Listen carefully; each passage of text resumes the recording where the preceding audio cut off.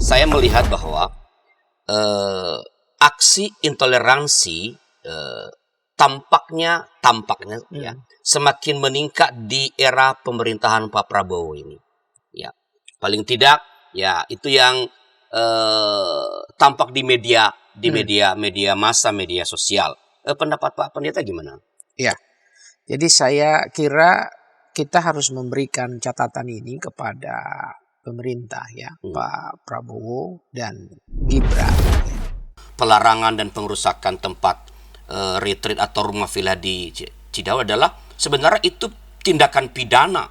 Ya, itu jelas kan. Nah, itu berarti kan mestinya mereka polisi, apakah itu harus ada pengaduan dari masyarakat? Ditangkap langsung dong mestinya, di depan mata mereka terjadi. Nah, itu yang harusnya dilakukan oleh aparat kepolisian. Saya senang misalnya dengan Bapak Aing itu ya, Gubernur Jawa Barat, ketika si Pak Lianus, para elit dan politisi kita ini bertobatlah. Bertobat dalam arti jangan lagi memakai simbol-simbol keagamaan itu untuk mendapatkan pengaruh politik atau mendapatkan kursi kekuasaan ya, karena kalau itu terus-menerus dilakukan ya kita memelihara bara api fanatisme itu yang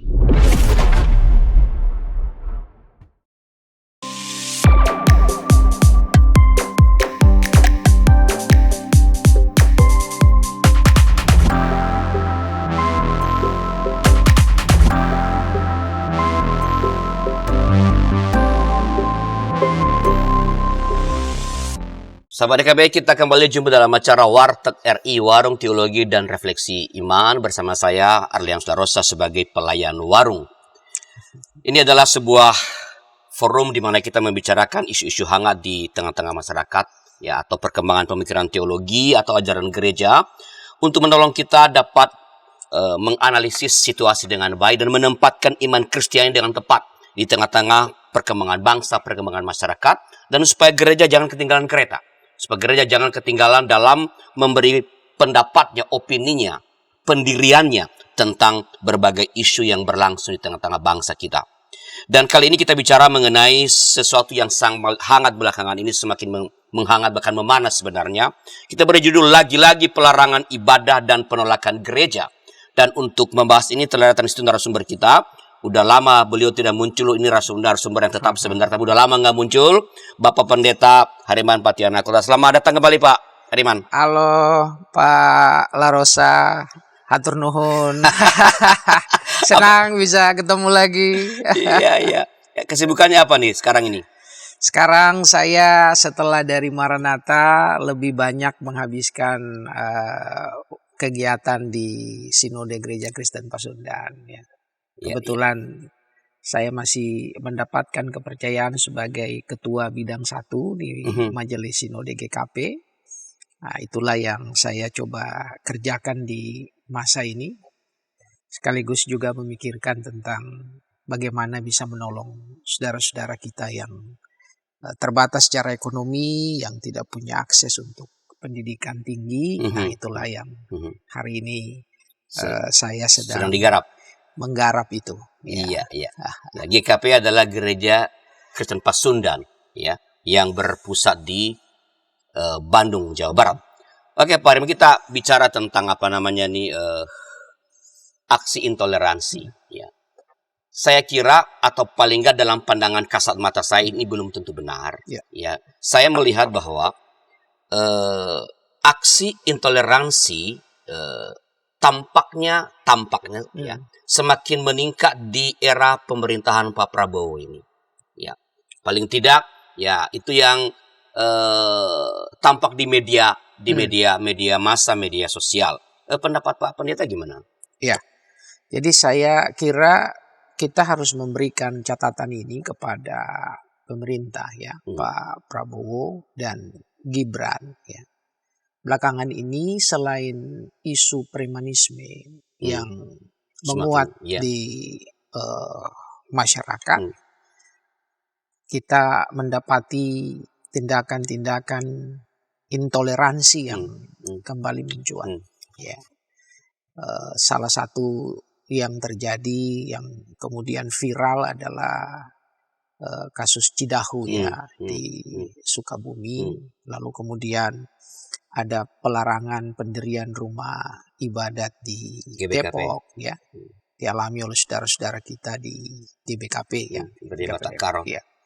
Nah ini saya kira tren yang buruk ya, tren yang buruk, dan kita harus memberikan catatan ini kepada pemerintah supaya pemerintah memang bisa serius ya memberikan rasa aman kepada semua kelompok ya.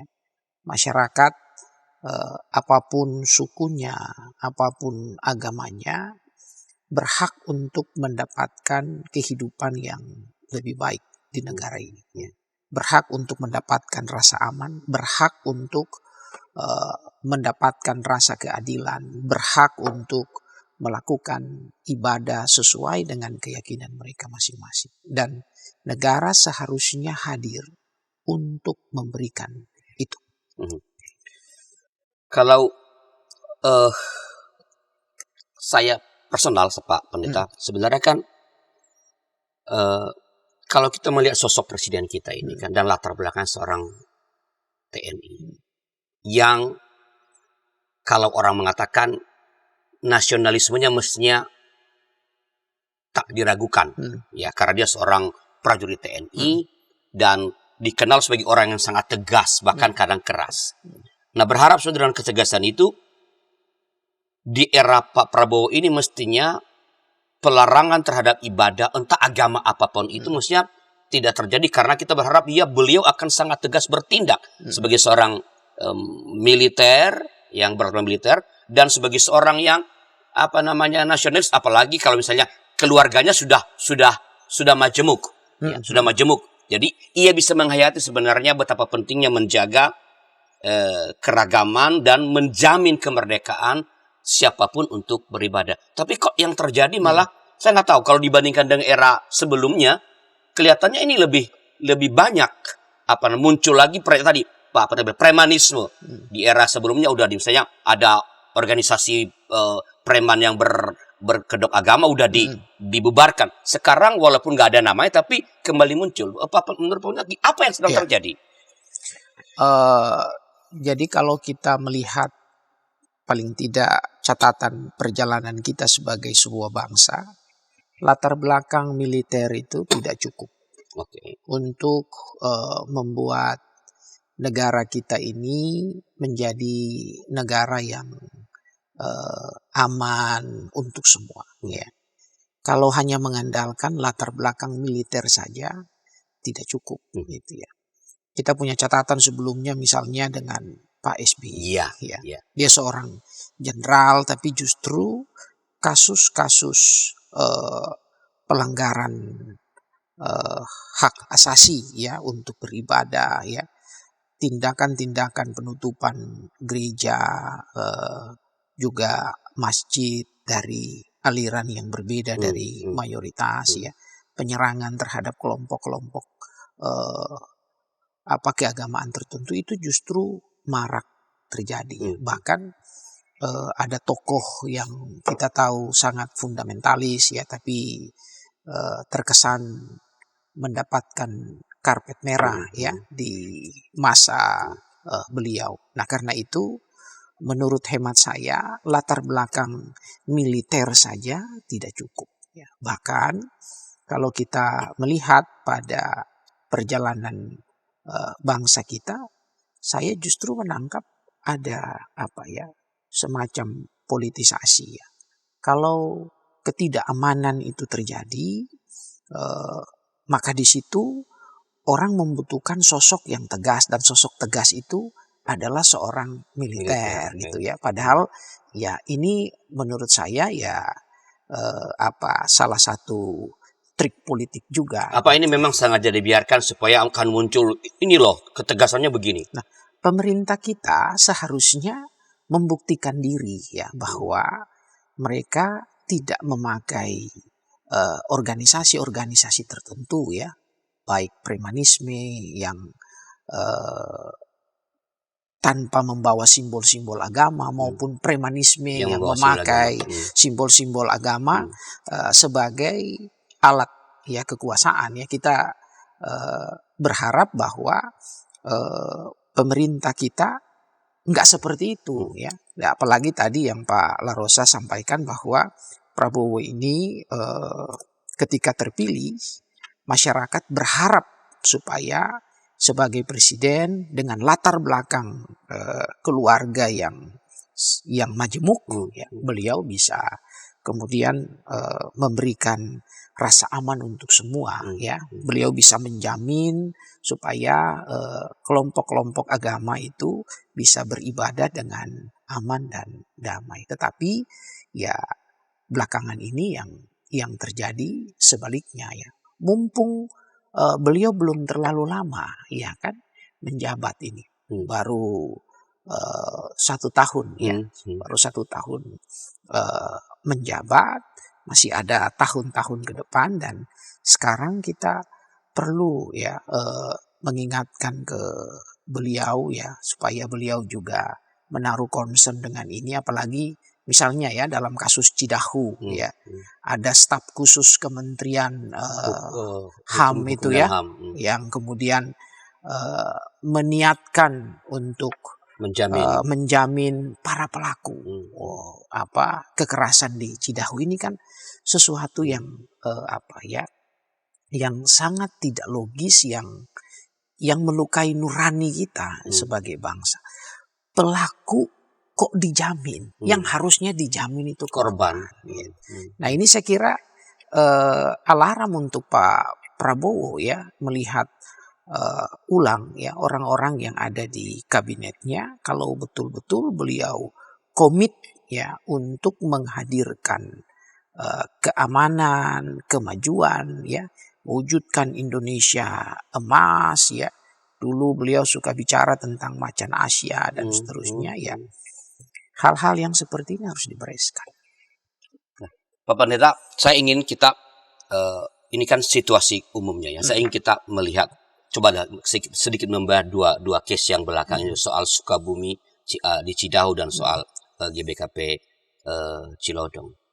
Kalau di Cidahu ini kan bukan gereja, itu kan villa atau rumah retreat lah biasa kita katakan. Orang datang, kalau itu rumah retreat berarti manusia kan lingkungan udah mengenal itu sebagai tempat minimal orang memang di akhir pekan melakukan kegiatan-kegiatan keagamaan yang bukan kebaktian minggu rutin. Oke. Nah, lalu ketika mereka datang, mungkin selama ini juga udah pernah terjadi hal yang sama, tapi tidak ada pelarangan. Nah, tiba-tiba ini muncul ketika anak-anak SMP melakukan retreat itu, tiba-tiba datang orang dan melakukan penghentian, pelarangan, pengerusakan. Ini sebenarnya apakah memang kalau seseorang beribadah bukan ibadah rutin itu memang harus meminta izin? Nah ini agak lucu di Indonesia kita ini yang katanya negara majemuk, yang Pancasilais gitu ya. Orang beribadah kok harus izin gitu ya. Ibadah itu hak dasar ya. Karena itu dalam Piagam Hak Asasi Manusia ya, yang diakui secara internasional dan Indonesia juga sudah meratifikasi itu ya. Itu hak. Nah, kalau hak yang nggak perlu izin. Justru negara dalam hal ini harus menjamin supaya hak-hak warga itu bisa terpenuhi. Ya. Nah ini saya kira yang harusnya dilihat oleh pemerintah. Kan ironis, orang mau beribadat kok harus urus izinnya ya. Bahkan mungkin lebih susah urus izin untuk membangun rumah ya, untuk ibadah, keperluan ibadah, daripada urus izin misalnya untuk bangun klub malam ya, untuk bikin warung remang-remang ya. Harusnya untuk beribadah itu tidak ada yang dilakukan itu nggak boleh pelarangan-pelarangan seperti ini. Dan kita di Indonesia, ya khususnya ini catatan untuk pemerintah, tapi juga catatan untuk masyarakat. Saya ngelihat ini buah dari satu, ada fanatisme di masyarakat. Ya, fanatisme ini kan membuat orang jadi berpikir saya yang paling benar, yang lain tidak. Suka tidak suka, fanatisme itu memang masih kuat di masyarakat. Tetapi kemudian fanatisme ini yang kerap kali dipakai oleh elit tertentu, ya, oleh politisi tertentu. Di Indonesia misalnya dalam momen-momen pemilu ini suka dipakai kan, untuk orang mendulang suara. Akibatnya apa? Akibatnya sentimen keagamaan di masyarakat itu makin mengeras. Jadi hanya tinggal dipicu sedikit saja gitu ya. Oh, ini orang yang datang retreat nih pakai mobil mewah misalnya ya. Orang yang datang ke rumah ibadat ini kelihatan kaya, sementara lingkungannya mungkin terlihat biasa-biasa saja ya. Lalu dikesankan, oh ini ada ada kesenjangan ya. Kita tidak bisa membenarkan perilaku pengerusakan, apalagi pengerusakan rumah ibadat, pelarangan rumah ibadat untuk alasan apapun. Jadi dalam hal ini menurut saya ya harusnya negara itu hadir memberikan rasa aman untuk semua, dan apa yang menjadi hak-hak dasar masyarakat itu negara harus jamin supaya itu bisa terpenuhi. Oke Pak Pendeta, saya ini saya ingin kita lanjutkan nanti setelah beberapa informasi berikut ini, karena saya barusan tadi mengecek misalnya ada kebetulan lewat di wall saya itu channelnya Faisal Akbar yang mempertemukan Kiai Kribo dengan salah seorang pimpinan Muhammadiyah tentang isu Cidahu ini. Menarik bahwa ini orang pembedaan antara larangan beribadah dengan larangan membangun tempat ibadah. Tapi kita akan bahas setelah beberapa informasi berikut ini. Hai Kidos. Ku datang dan Inci, betul. Kodok lumpuh dan ayam buta. Kidi Time. Para pimpinan gereja di sana-sini mengakui bahwa jangankan warganya atau para pendetanya, mereka sendiri juga tidak begitu tahu karena sesudah menerima dokumennya taruh di kantor sinode tidak ada upaya untuk sosialisasi. Jadi sama juga kayak masalah bioetika di Indonesia ya, apakah boleh begini, apakah boleh, tapi kita harus bertanya lebih dalam lagi sebagai orang Kristen, apa sikap etis dan apa keputusan etis yang merupakan refleksi daripada visi moral dari iman Kristen. Hadirkan Tuhan sebagai sahabat, bukan hanya sebagai majikan yang di atas atau hakim. Hadirkan Tuhan sebagai sahabat kita juga, yang mau mendengar, mau meraih, yang kamu bisa seadanya dengan dia, yang kamu bisa nikmati kehadirannya. Kalau gereja bisa lakukan itu, apapun alirannya, saya kira Gen Z akan merasa ini rumah. Ternyata masih banyak komunitas kita yang tanpa sadar budaya hierarkis di dunia itu dibawa masuk ke gereja. Bagaimana sikap majelis, sikap anggota jemaat terhadap satpam gereja, terhadap pekerja gereja, itu kita kadang-kala tidak memperlakukannya sebagai sahabat, tapi ya pesuruh aja yang ya udahlah.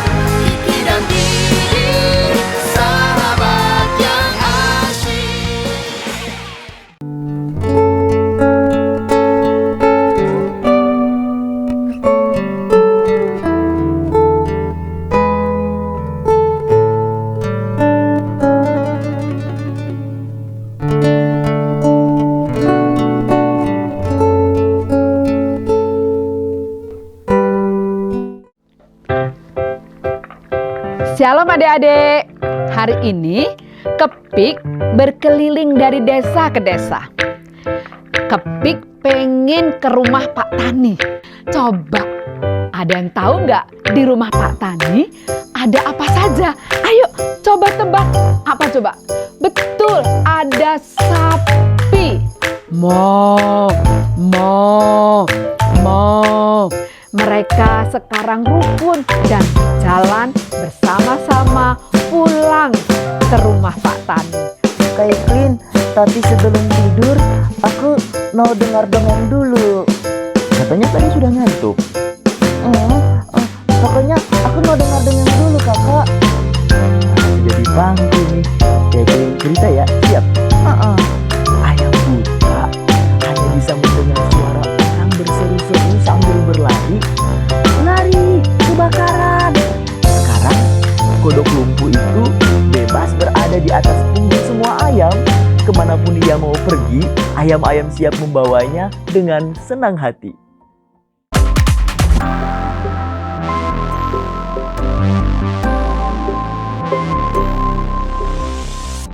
Masih dalam acara Warteg RI, Warung Teologi dan Refleksi Iman, bersama-sama Arianus sebagai pelayan warung dan narasumber kita Bapak Pendeta Hariman Patiana Kota. Kita bicara tentang lagi-lagi ya, pelarangan ibadah dan pelarangan pembangunan gedung gereja. Pak Pendeta, tadi di ujung segmen pertama kan saya menyatakan begini. Saya barusan mengintip nih channelnya Faisal Akbar membahas isu ini. Lalu orang mengatakan tidak ada pelarangan beribadah, tapi ini pelarangan gedung ibadah. Lalu mestinya kalau orang masuk ke sebuah tempat itu harus izin RT lapor 1 kali 24 jam. Lah dia kan tidak, itu kan sebuah tempat di mana orang udah kalau villa artinya tempat orang menginap.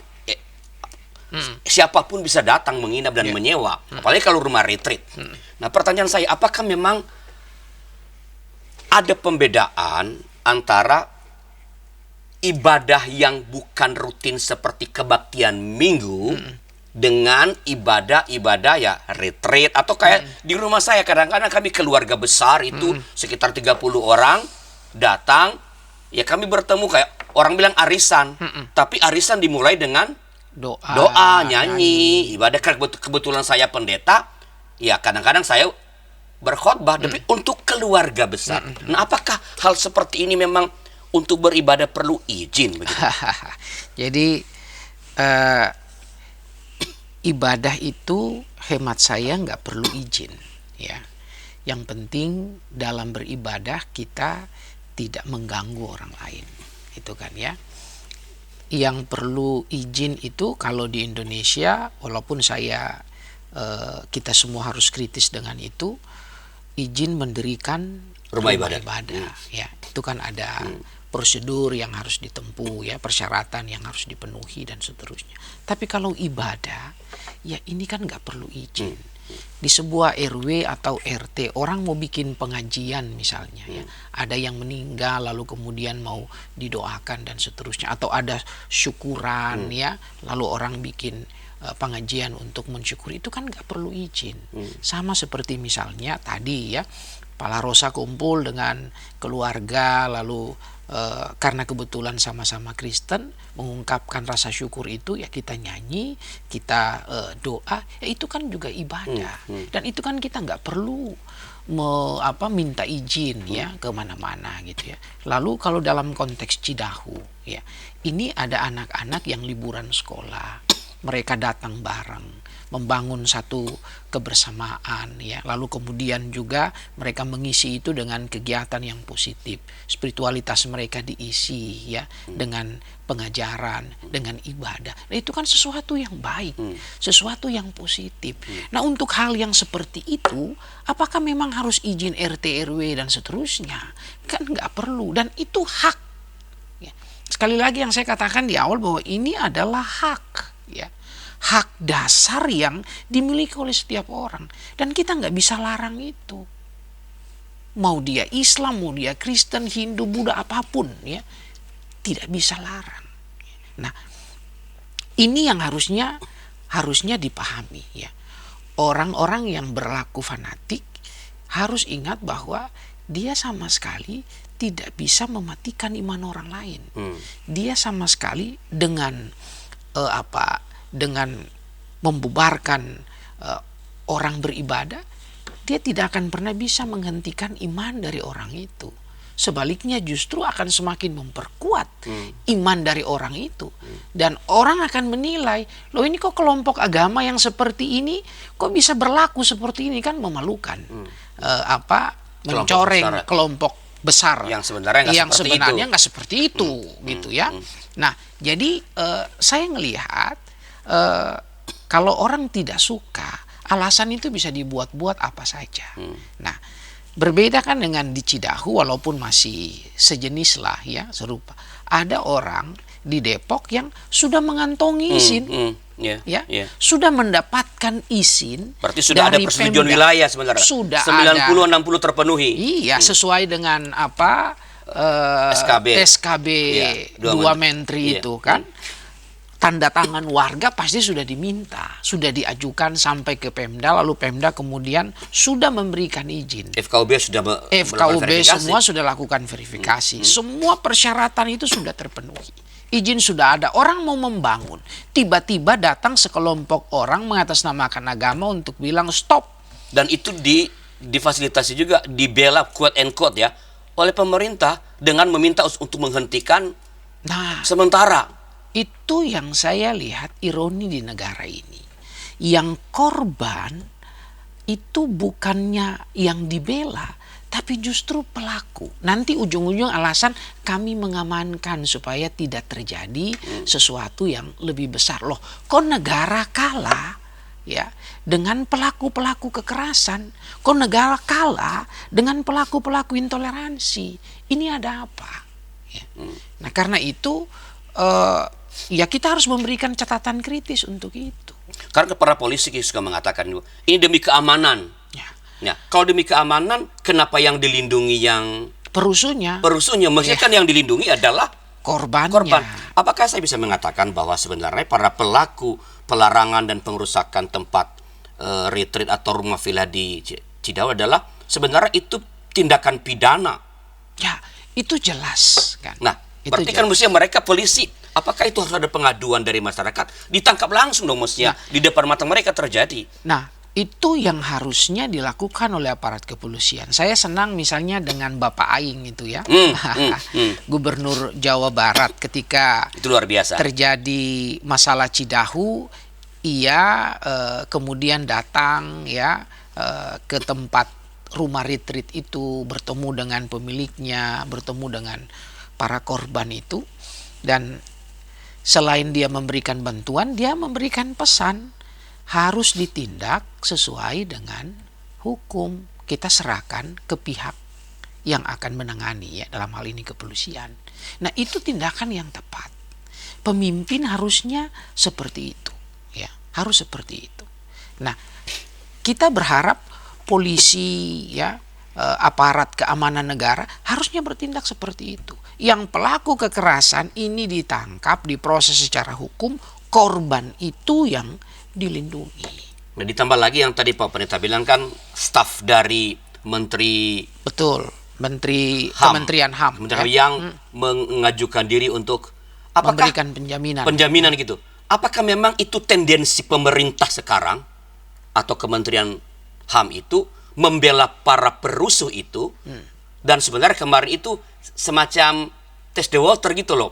Kalau tidak ada reaksi dari khalayak, itu yang terjadi. Apakah itu tendensinya sekarang membela yang merusak gereja gitu?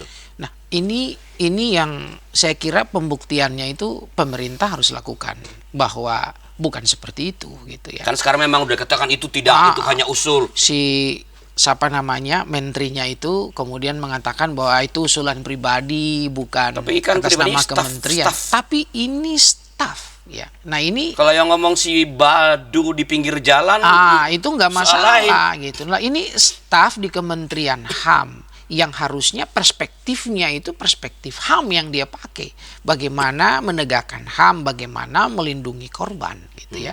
Tapi kok yang dipakai justru logika yang kalau diikuti itu melanggengkan. Jadi jangankan dilakukan, meniatkan hal yang seperti itu saja, menurut saya itu sudah salah, ya.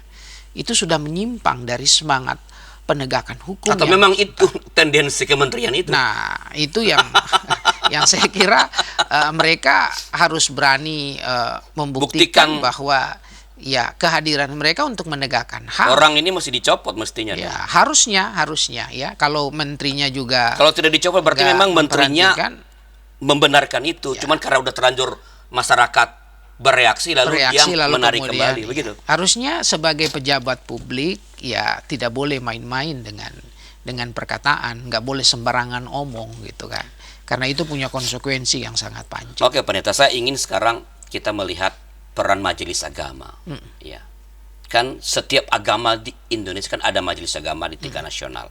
Kita punya PGI, ya. Apakah respons atau yang dilakukan oleh PGI dan juga majelis agama terkait berkaitan dengan Cidahu misalnya dan apa namanya GBKP di Cilodong itu sudah cukup untuk mengatakan bahwa ini salah dan ini sudah membicarakan akar masalahnya gitu loh? Nah, lembaga-lembaga keagamaan saya lihat mereka memang ya seperti lembaga kita PGI ya, secara normatif mengajukan sikap mereka ya, bahwa ini hal yang bertentangan dengan spirit hukum kita.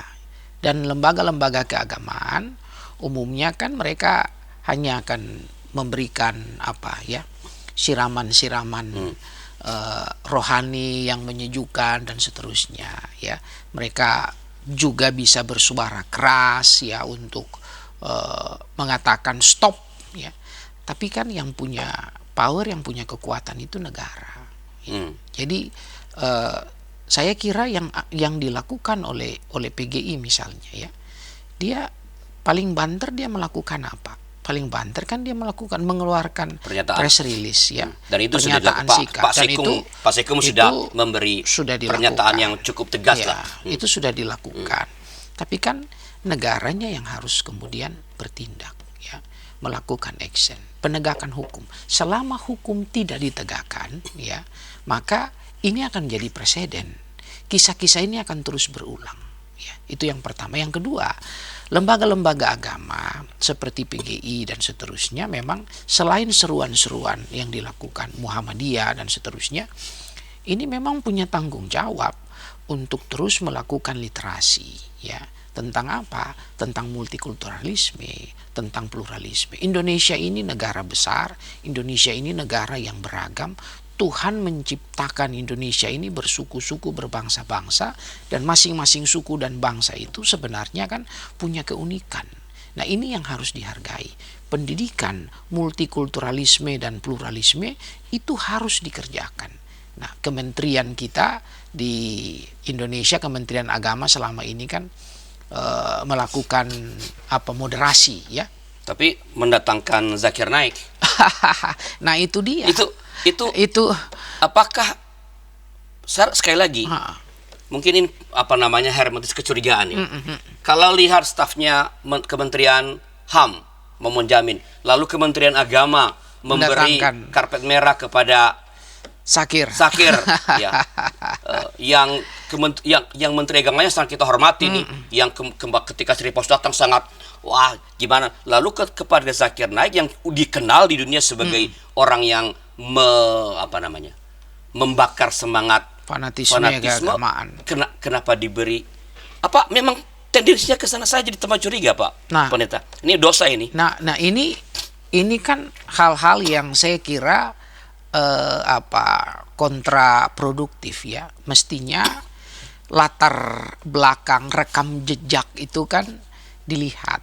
Nah, saya melihat moderasi beragama yang dilakukan ini kadang-kadang dia menjadi hal yang elitis ya, dan mewah ya, dilakukan di hotel-hotel dan seterusnya, tidak menyentuh ke grassroots. Dan seharusnya moderasi beragama itu ya dilakukan di kantong-kantong yang selama ini raportnya merah. Gitu ya, bukan dilakukan misalnya ya kayak di Manado, orang nggak perlu di sana moderasi beragama gitu ya, karena di sana kehidupan keagamaan itu sangat rukun ya. Kota-kota tertentu ya di Salatiga misalnya, itu sudah nggak perlu gitu ya, tapi lakukan moderasi beragama itu di tempat-tempat yang memang selama ini kita kenal fanatismenya itu sangat tinggi. Jawa Barat. Dan Jawa Barat dulu Jabar juara ya, salah satunya memang juara dalam hal intoleransi ya. Semoga Kang Deddy Mulyadi Kita berharap bisa memulihkan citra itu ya. Jabar betul-betul orang juara. ramah sebenarnya orang Sunda ya. Sangat ramah. Orang Sunda itu sangat ramah gitu ya. Prabu Siliwangi itu kan punya falsafah yang diajarkan untuk masyarakat Sunda ya, sili asi ya, kita harus saling mengasihi ya, sili asa ya, ya kita harus saling mengasah untuk mempertajam ya kapasitas satu dengan yang lain, sili asu ya, kita harus saling mengasuh. Ini kan falsafah yang luar biasa. Kalau sili asi ini dilakukan, sili asu dikerjakan ya, sili asa dipraktikan, maka akan jadi ya sili wangi gitu ya.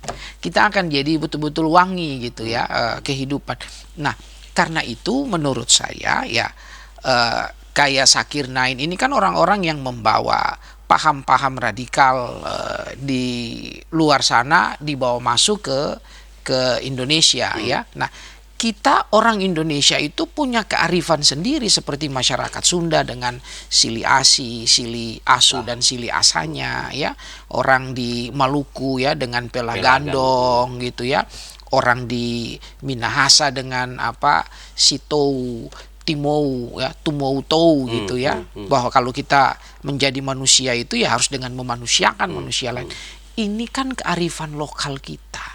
Nah, pendekatan-pendekatan kultural ini yang harusnya dikedepankan dalam kita membangun masyarakat Indonesia yang terbuka, yang ramah, yang toleran, yang menghargai kemajemukan. Nah, harusnya moderasi itu dilakukan dengan menghidupkan kearifan-kearifan lokal ini ya, dan itu dilakukan di grassroots.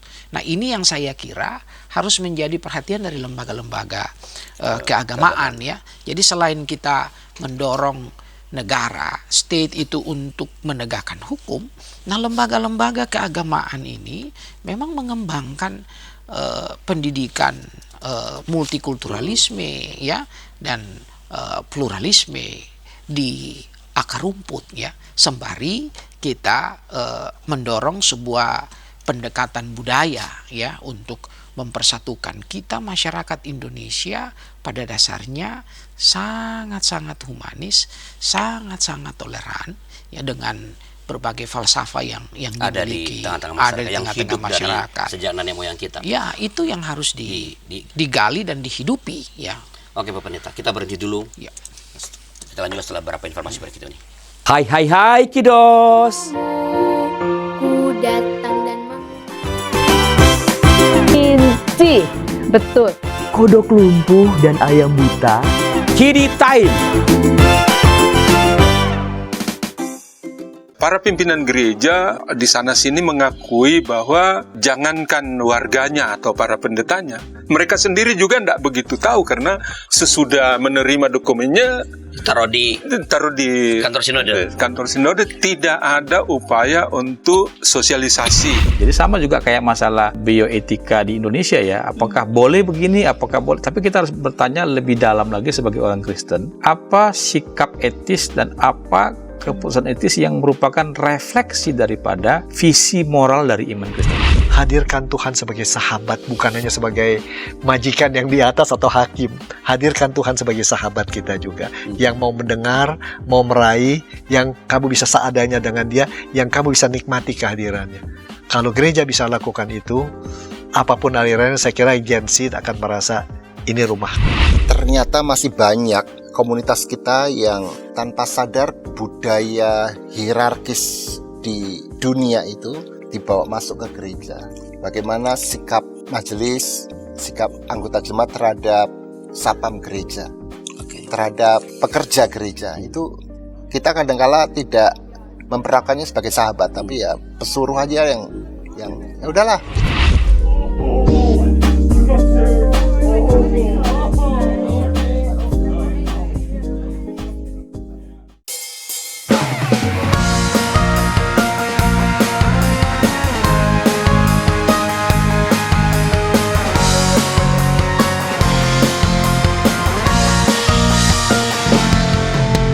Hormat pada orang tua, menyayangi binatang, rajin ke sekolah minggu, selalu giat belajar, tidak membedakan orang, semua dijadikan sahabat, dipercaya oleh guru-guru di sekolah. Kiki dan Lili, sahabat yang baik, gembira menolong siapapun, membela yang lemah, menegur yang salah. Kiki dan Lili, sahabat yang asyik.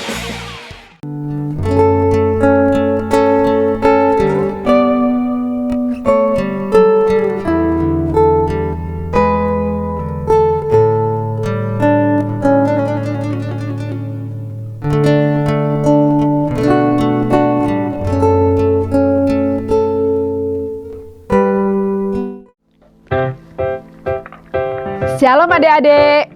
Hari ini Kepik berkeliling dari desa ke desa. Kepik pengen ke rumah Pak Tani. Coba, ada yang tahu nggak di rumah Pak Tani ada apa saja? Ayo coba tebak. Apa coba? Betul, ada sapi. Mo, mo, mo. Mereka sekarang rukun dan jalan bersama-sama pulang ke rumah Pak Tani. Kak Evelyn, tapi sebelum tidur aku mau dengar dongeng dulu. Katanya tadi sudah ngantuk. Pokoknya aku mau dengar dongeng dulu kakak. Jadi pangku nih. Jadi cerita ya, siap? Ayam buta hanya bisa mendengar suara orang berseru-seru sambil berlari. Lari, kebakaran. Sekarang kodok lumpuh itu bebas berada di atas punggung semua ayam. Kemanapun ia mau pergi, ayam-ayam siap membawanya dengan senang hati.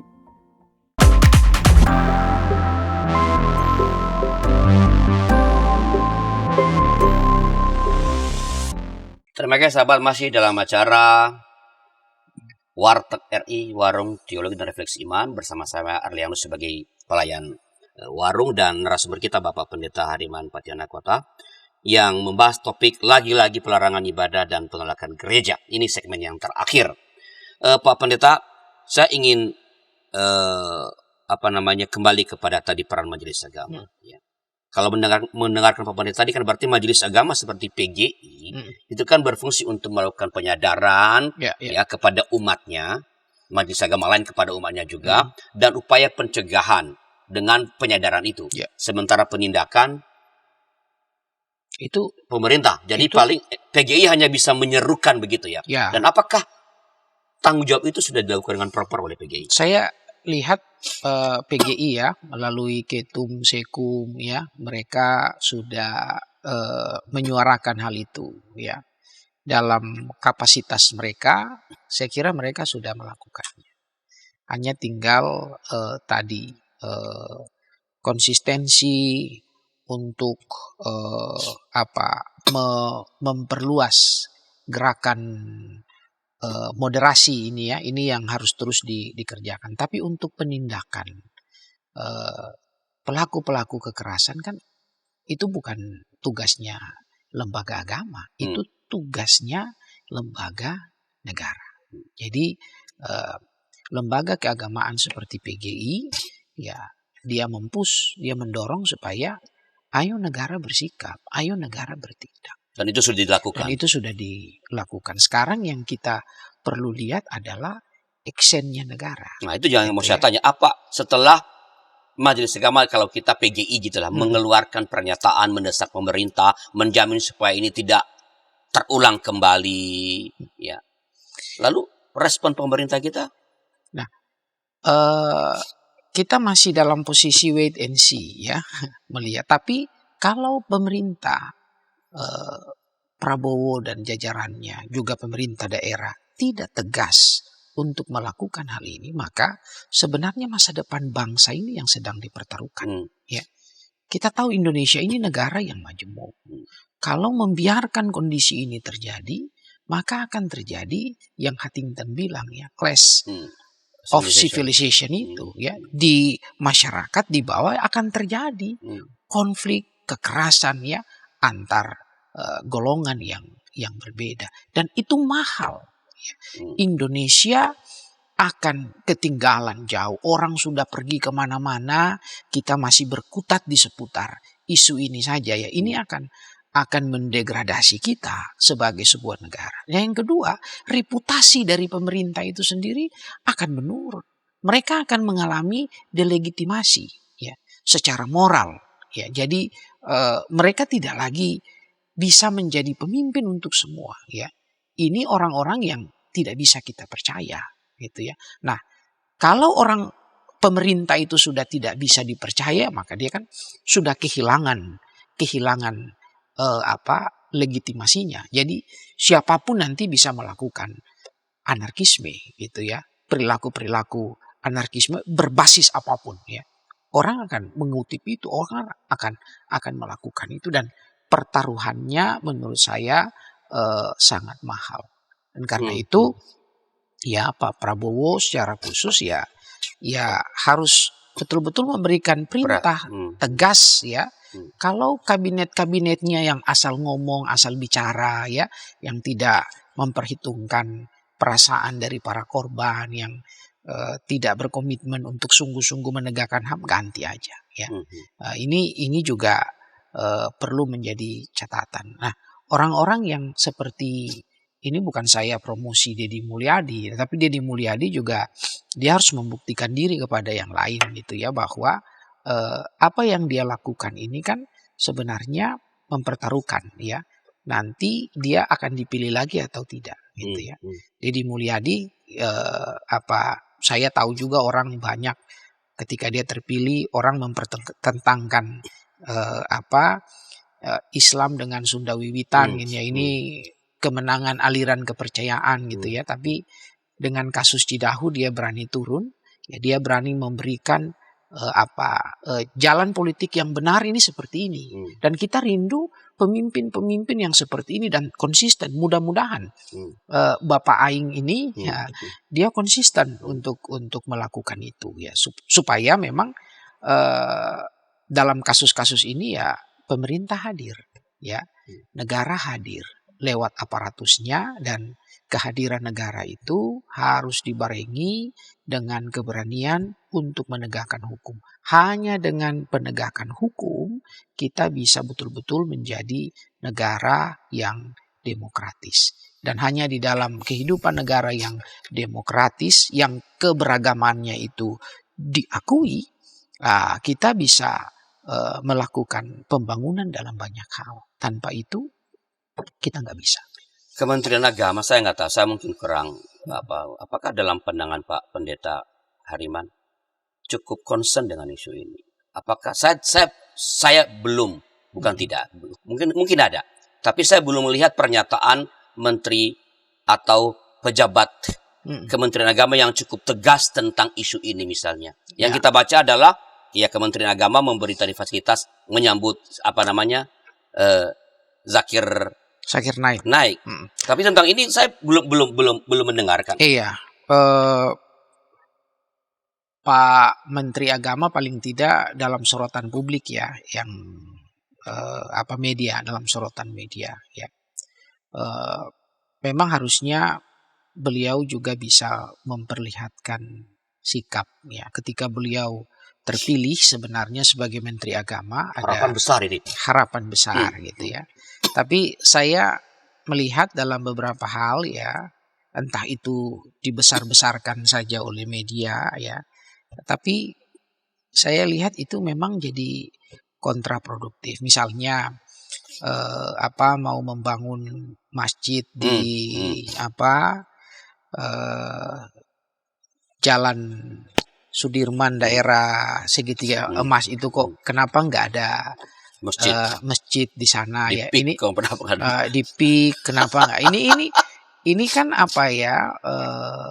ini politisasi ruang publik ya. Jadi dan politisasi ini membawa simbol-simbol keagamaan tertentu. Nah, kalau kita berkutat dengan isu-isu yang seperti itu ya sadar atau tidak kita sedang membuat praktik politisasi agama itu mengeras ya, sehingga sentimen-sentimen keagamaan itu akan tetap menguat ya. Misalnya pemilihan Shakir itu ya untuk datang memberikan ceramah di Indonesia, dia yang mesti belajar dari kearifan orang di Indonesia, bukan orang Indonesia dikotbahin oleh dia yang punya pengalaman tidak terlalu baik ya soal kerukunan relasi dengan orang yang berbeda. Nah ini kan tindakan-tindakan yang mungkin kecil tapi itu ternyata punya dampak yang besar dan ini menjadi pembicaraan publik melalui media-media massa dan akhirnya kontraproduktif. Dan kita berharap ya Kementerian Agama betul-betul menjadi Kementerian Agama untuk semua. Bukan untuk satu agama. Bukan satu agama tertentu gitu ya. Itu yang harusnya dilakukan ya oleh Menteri Agama kita ini. Dan saya juga berharap Pak Arlianus, para elit dan politisi kita ini bertobatlah. Bertobat dalam arti jangan lagi memakai simbol-simbol keagamaan itu untuk mendapatkan pengaruh politik atau mendapatkan kursi kekuasaan ya. Karena kalau itu terus-menerus dilakukan ya kita memelihara bara api fanatisme itu yang tinggal disiram bensin sedikit ya menyala gitu. Kita tadi udah bicara mengenai apa yang kita harap dari pemerintah, lalu para Majelis Agama Nasional, PGI dan sebagainya. Kalau pimpinan-pimpinan gereja atau gereja sendiri, apa yang perlu gereja lakukan agar sekali lagi hal-hal semacam ini, walaupun dalam hal ini kan gereja adalah korban dalam kasus Cidahu dan Cilodong tadi ini. Tapi apa yang harus dilakukan oleh gereja? Saya kira ini juga tantangan bagi gereja ya, walaupun kita mengalami penghambatan ya, mengalami perlakuan-perlakuan yang tidak baik seperti ini. Nah, ini sebenarnya memberikan kepada kita satu rangsangan untuk betul-betul menjadi gereja yang inklusif. Ya, pemimpin-pemimpin gereja harus meneladankan praktik kepemimpinan yang inklusif, yang hadir untuk semua. Caranya apa? Sederhana saja ya. Kalau kita ada di satu lingkungan tertentu, ya kita harus membaur dengan lingkungan itu. Dan kita mendorong warga kita untuk hidup bersama ya. Kita mendukung koeksistensi ya. Mendukung supaya keberagaman yang ada di masyarakat itu bisa lestari ya, bisa tumbuh. Nah, caranya adalah ya dengan pemimpin-pemimpin gereja menghidupi apa yang diteladankan oleh Kristus. Ya. Kristus itu kan seorang yang hadir menjadi pemimpin untuk semua. Ya. Dia menjadi pelayan untuk semua. Dia tidak membeda-bedakan orang berdasarkan apapun. Ya. Tapi dia hadir untuk semua. Dan saya kira model kepemimpinan itu yang harus terus-menerus dihidupi oleh pemimpin-pemimpin gereja, khususnya di level grassroots ya, pemimpin-pemimpin jemaat. Dengan inklusivitas yang ditawarkan dalam gaya kepemimpinan itu, kita berharap warga jemaat kita juga akan mengikutinya ya, dengan hidup membaur ya. Membaur tapi tidak kehilangan identitas dan jati diri. Membaur dengan memberikan dampak seperti garam yang Yesus bilang kan, Kamu adalah garam gitu. Garam itu nggak kelihatan tapi dampaknya, rasanya terasa ya. Dan saya kira itu yang harus dipraktikkan. Oke, Pak Pendeta, terima kasih percakapan yang sangat Ya. menarik, dan sahabat DKB ini yang kita percakapkan pada hari ini, memang kita tidak mengatakan bahwa seluruh kehidupan kita di Indonesia seperti ini. Ya, kalau bicara agama misalnya, Ya. ya ada banyak Cerita-cerita positif. yang sangat positif. Ya. Ya, saya di FKUB DKI Jakarta ketemu dengan teman-teman yang dulu dianggap sangat keras gitu ya, sangat ekstrim lah. Begitu bergaul, begitu akhirnya lama-lama karena sering bertemu terjadi perubahan-perubahan paradigma, Ya. belajar memahami ya. Tapi yang kecil ini, yang sedikit ini, ya, orang-orang yang melakukan tindakan intoleran, bahkan pengrusakan tempat-tempat ibadah atau rumah karena di dalamnya ada kegiatan ibadah umat yang bukan rutin sebenarnya. Kalau ini dibiarkan, tadi kata Pak Pendeta, ini taruhannya adalah NKRI ke depan. Jadi kita berharap pemerintah kita tidak membiarkan yang mungkin kecil ini, orang-orang ini bukan mayoritas lah yang punya perilaku seperti ini. Kawan saya Kang Wawan di Bandung itu kan. Iya, Jakarta ya. Iya, Jakarta dia bilang tidak ada dialog antar iman tanpa dialog antar teman. Jadi perbanyak teman lah yang berbeda keyakinan. Dengan begitu kita membuka jalan dialog, semakin hari semakin mengenal, dan akhirnya kita bisa saling menerima, saling menghargai, bahkan bisa bekerja sama di tengah-tengah perbedaan. Ya, jadi itu yang harus dilakukan. Sambil terus merawat persahabatan di antara mayoritas orang yang berbeda agama sekarang yang kita udah punya. Yang kecil ini, yang sedikit kita harapkan pemerintah bersikap tegas supaya jangan membesar dan menjadi petaka bagi negeri kita Indonesia. Terima kasih Pendeta dan sahabat. Sama-sama. Terima kasih. Itu percakapan kami. Semoga menjadi berkat bagi kita, dan bila ada masukan silakan kirim kami lewat nomor 0812 8188 9191. Saya pelayan warung Arya Rosa pamit diri dan sampai jumpa pada Warteg RI.